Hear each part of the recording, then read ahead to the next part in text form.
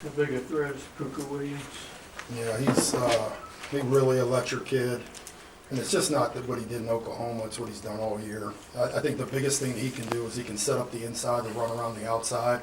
And he's a push button guy. Like he can put his foot in the ground and accelerate really, really fast. So it's amazing. I mean, it's another freshman that can come into our league and do what he's doing right now. And even out of the backfield catching the football too, he's really dynamic. So I mean, their offense runs through him and Sims. But you know, Puka's as good as we see in this league. He's just not a bigger guy. He's more shiftier and he's really hard to tackle in space. So do you think? I don't know that this team could have handled going full pads last week, full pads again this week. I don't know that teams prior can handle that psychologically. I mean, y'all are in a different spot right now, aren't y'all? Yeah, but it's been preached so much that when it doesn't happen in a game, I mean, what do you say? I mean, do you just say like, hey, we got to do a better job tackling? I mean, I think that's phony if you're a coach. And I think what you say is you start to get into a little bit of a dip of like saying like, okay, how about if we get somebody hurt in practice? But I look at it and say like, what if we lose our culture? What if we lose our hardness? What if we lose our edge? I don't want to do that. I mean, if something happens, it happens. When you don't perform something well, I mean, you can sit there and just hide behind it and say, oh, we're going to do a better job on Saturday without addressing it. Yeah. But, I mean, that's ridiculous to think you're going to get it solved. But do you think that's one of the biggest things that has changed since y'all have arrived? It's just the mental toughness of these guys. Yeah, I mean, I wasn't there. I mean, obviously you guys saw it. But, you know, when we first got here, I think when you show up at Texas and you say, well, I'm an elite athlete, I'm X, Y, Z, and you lose some ball games to what you would say that you shouldn't lose. Right. I just still think football, especially defensively, is mentality and toughness and your ability to want to run as hard as you can and run into somebody as hard as you can. I think that wins over, unless you're just a freakazoid like athlete that you Right. can't, you know, just does things that are, you know, just superhuman. But for the most part, when you look at some parity in this league, I think that really separates people as, you know, that ability, especially in the thing that I do like about this ball club is sometimes, you know, the arrow goes down as the season starts. You know, you get into week 11 and 12 and you start to say, look at these guys. I'd like to think our program that we kind of get stronger, you know, and that's part of Yancey continuing, that's our nutrition people and all that stuff that goes into it. So I think that's, if it's changed to where you address it and say that part of it, then I would say yes. I mean, that's a big part, and that's what Herm's all about. That's what we're all about. Was Iowa State one of your better defensive performances this season? What's that? Was Iowa State one of the better defensive Well, performances? you know, it's having the same ball club out there, that helps. You know, we had very limited shuffling of the deck. We could go out there with the same people. I just think, you know, it's at some point, like I said, you know, what was your message to the guys? And it was like, just fight, you know, just swing. You're going to hit something, you know, and that's all we're looking for. And to go out there, and I think, once again, the best fans in America, you know, you go out in that field at night, and there's just something about it now. I felt the same way with SC, and you're walking out there, and there's an energy going through your bones, and you're like, those kids are looking at each other, and then those seniors come trotting out, and all those kids recognize what they've gone through in their careers, and it's like, you go into that locker room, and it's like, here, man, I'm giving you everything I got for 2 hours right now, and I think that's a piece of it, too, and, you know, so to sit there and just, my observation is this, we got into a game. It wasn't shuffle the deck. It wasn't like this guy's in, so let's not do this. This guy's over here. This guy's going to struggle with it. We just played ball and we just went. And it was good to see our guys just cut it loose. And I thought it was a better tackling game. You know, we talked about this beforehand. The run game, the turnover game, and the third down game, which we've struggled in the last 3 weeks prior to this game. And we got all three of those accomplished, which led to the results. How do you think you guys have filled Brandon Jerome? Those guys have stepped up in his place the last couple of weeks. In terms of the young guys? Yeah. Yeah, they've done a good job. They're getting beat up. You know, they're 19-year-old kids, and you know the combination of 900 reps of regular football and probably 1,500 reps of practice football. So it's wearing on them a little bit. You got schoolwork, you got finals and all that, but I'm really proud of those guys because they battle through it. And it's such, you guys, this system is hard through that safety position. I mean, I've talked about this beforehand. What's the hardest part about this system? It's through safeties.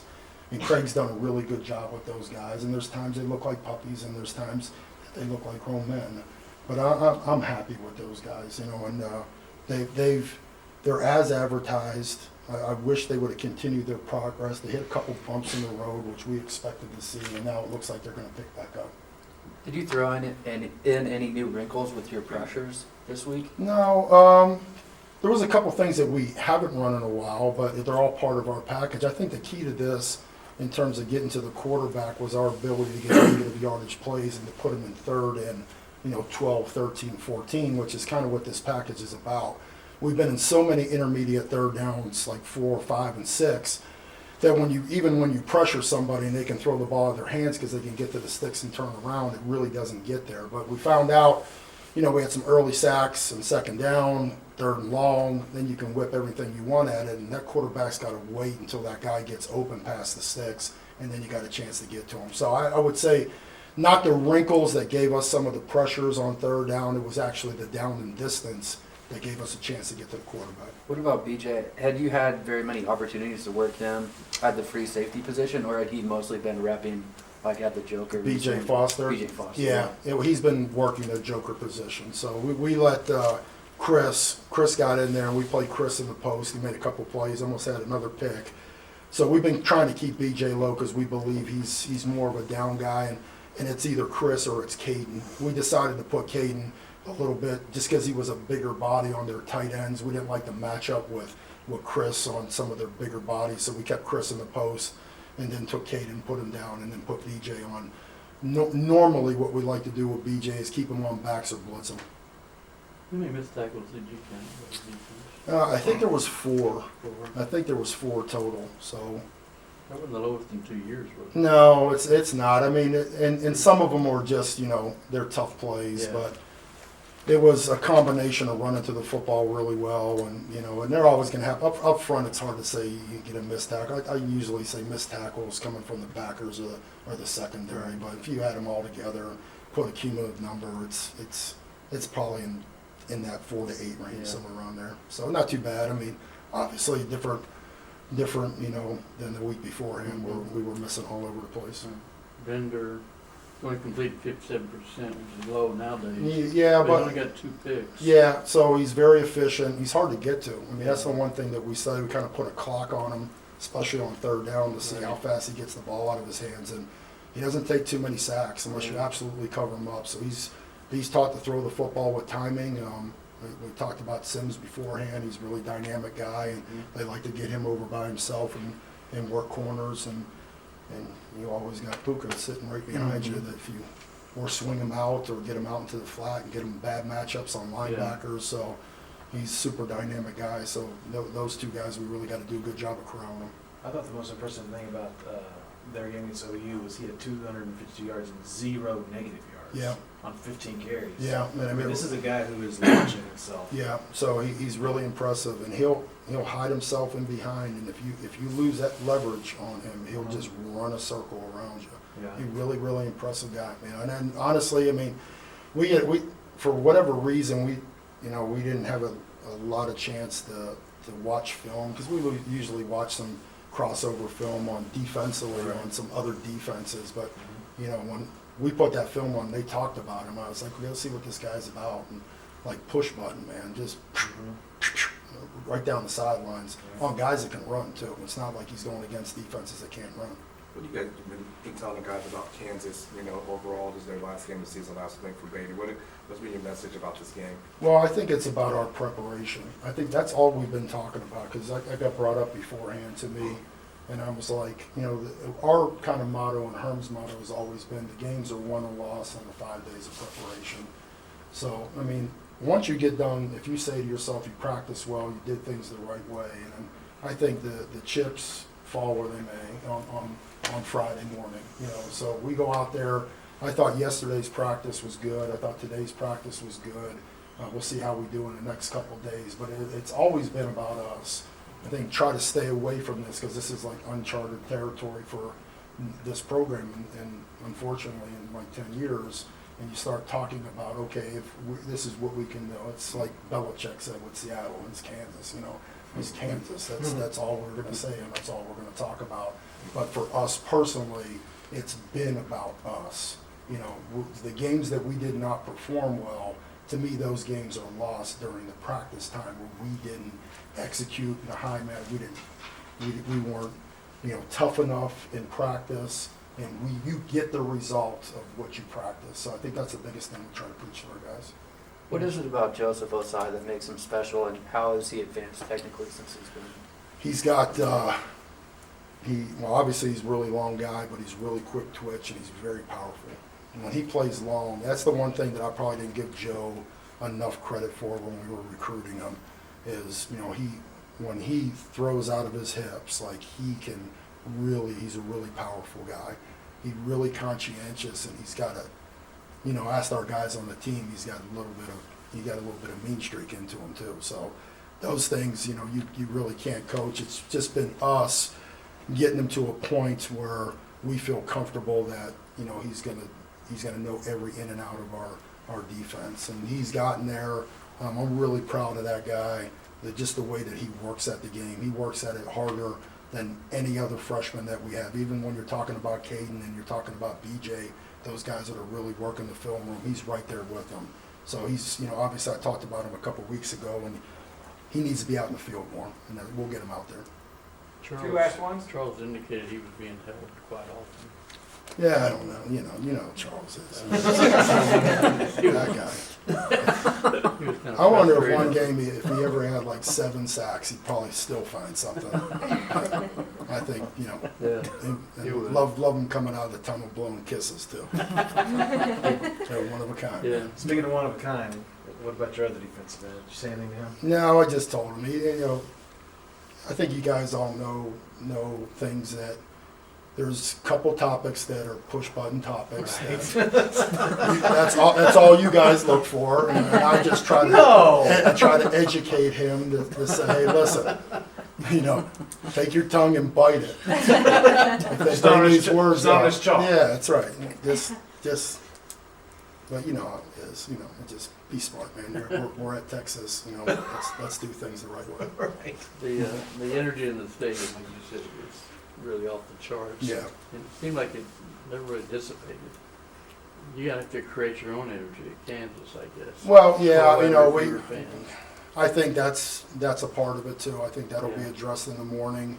We're pretty spirited in the morning in the hotel, so anybody that's been around the program, so Mhm. it'll be that.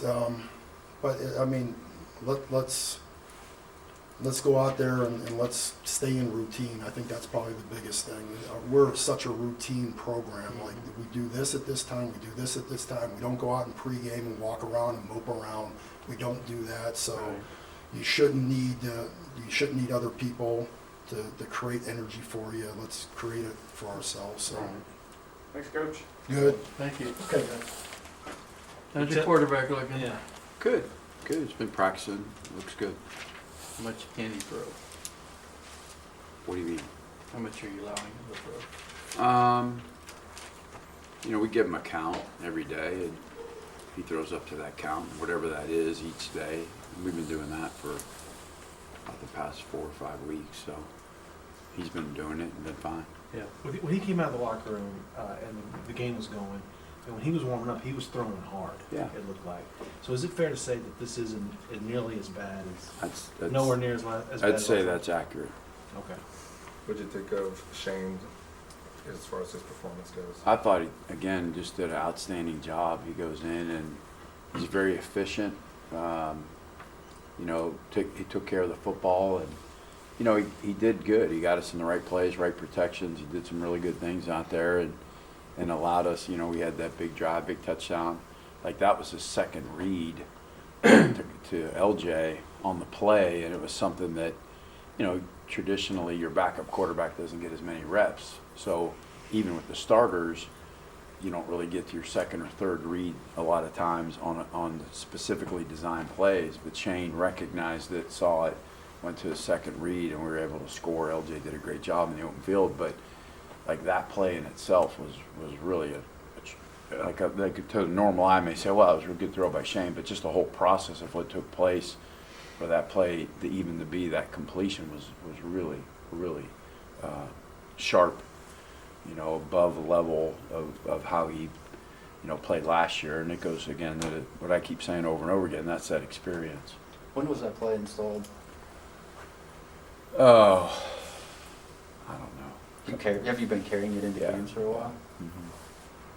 Just how rare is it to have a quarterback situation like that at this level where you've got a young guy like Sam who's really coming into his own, but then another guy and a veteran guy like Shane right behind him who's played a lot of football? Really rare. I mean, you don't see it very much. We're very fortunate. You know, he's been able to, the Baylor game, and then obviously this game, finish this one off and provide victories, and also just leadership, coaching on the sidelines, his insight, things he sees. He talks to Sam all the time on the sidelines. He's my go-between. You know, hey Shane, tell him this when he comes off, and this and that, and got you, coach, got you. So he's been. My hat goes off to him. I'm really proud of him. You know, it can't be easy, but boy, he's done a tremendous job. We're really pleased and fortunate to have him. Was he a lot more calm than he was in the Baylor game? Maybe because he'd been in the Baylor game? Probably. Did that help him a little bit? I think anytime you get live bullets flying at you a little bit, you know, it helps as opposed to scout team reps. So I do think that. I also think he was able, you know, it was a half. We talked to him at halftime, here's what we're going to do, here's what you're seeing, to reiterate to him instead of going, hey, get in there, and throwing him in there. You know, so I think that helped too. How much, it seems like we ask you about Lil Jordan every week, I know. Yeah. But, you know, when he's goes into little beast mode, whatever you want to call it, and is moving piles, do y'all still show that to the team Oh, yeah. as a group and say, you know, watch this play, watch the Yeah, effort here? not only that, if you really watch those plays, you know, we had the 3rd and 6 from our own, whatever it was, 10-yard line, and that whole play, you know, we had to flip the protection. Sam saw the blitz, which was great because they didn't show it, but he saw it, picked it up, he threw it, made a guy miss. But then the rest of the team, like if you saw the rest of the team and Patrick Baye and Sammy Cosme and Calvin, they're all running down there trying to get a piece. That's as exciting as also what LJ does. You get a chance to see that culture. You know, these guys want to go out there and hit things and be violent, and that I show that. Like we pull that up and show the whole team, say this is awesome. Kind of going back to what you just said a little bit ago, did you guys alter what you guys did at halftime? Was it more about getting Shane ready, or did you guys change things up at halftime? Well, we don't change things up, but we do adjust every halftime. We've done that every game. They're doing this, we need to do this. Instead of this route, change it to this route. Let's make the protection like this. Or so we do that all the time. So that wasn't any different. But also just saying, here's what you're getting. What do you see? Okay, they're cover 2, yeah, we're good. They're playing cover 2, they're carrying the verticals, right? Yep, okay, good. To make sure he sees what we've seen. And that's why he's on the headset, so he could hear us communicate. Hey, they blitzed strong that time, back didn't pick him up, da-da-da-da. So now all of a sudden he has to go in. He's like, yep, coach, I got it. They're playing quarters, and they're doing this and doing that because he's been involved in the game. A lot more push from the offensive line. Was that a noticeable improvement? Yeah, and it has been. I mean, I think those guys, Herb's done a great job with them. Yeah. And even Beck, you know, unsung hero guy that everybody forgets because he's half lineman, half receiver, so they don't know where to put him with. But he's a guy that goes in there and it's like one-on-one, bang your head against the wall for 50 plays against those guys, and he does a great job for us and makes key catches. Really pleased and fortunate with him too, the way he's playing. What specific tweaks has Herb Hand brought to the running game? You know, it just various things. You know, his experience of tweaking blocking schemes. You know, if you watch us play, we're still running inside zone. We're running power because we have a tight end. I mean, it's always been something Coach Herman, myself, we've all run. But last year with our lack of depth at the position, we really couldn't run it. And counter and stuff like that. So we're doing more of those things. But it's more of, we should block it like this. Who do we double team, who do we not? Do you double the nose, do you double the 3 technique, do you double, and just this vast experience of that, and seeing it even in the game. This guy did this, we need to change it like this, they're playing us like this, we gotta block it like this. That's been big, and that's helped us. They rank like 3rd in the nation in takeaways. And Mhm. they take a lot of risk, blitz a lot. No, they just, I tell you, they've made it, it was funny, we were talking about today, watching tape in the red zone, and I mean, I think they caused 4 or 5 fumbles and had like 3 interceptions, just the clips we were watching, and I even made that comment about, man, these guys seem to get the ball a lot, especially in that area of the Yeah. field. So we've been harping on with our guys that we gotta protect the football, And they've been good at that. so far, Yeah. yes. On that pull from Calvin Anderson on Sam's early touchdown run, is that something new that's been put in? And is that something that if you get a certain defensive look, then he's going to pull on that play?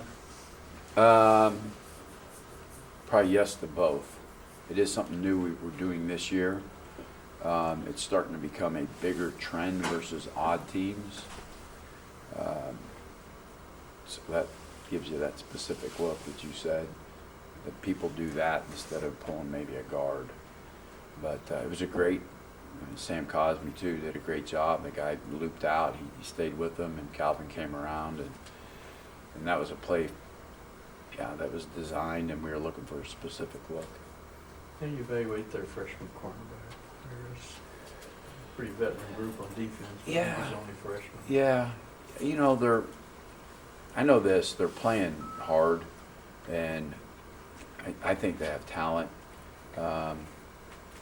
It's as good a team as I've seen them. Again, I've only been 2 years. They're better this year than they were last year, and from all indications, they continued to get better. Yeah.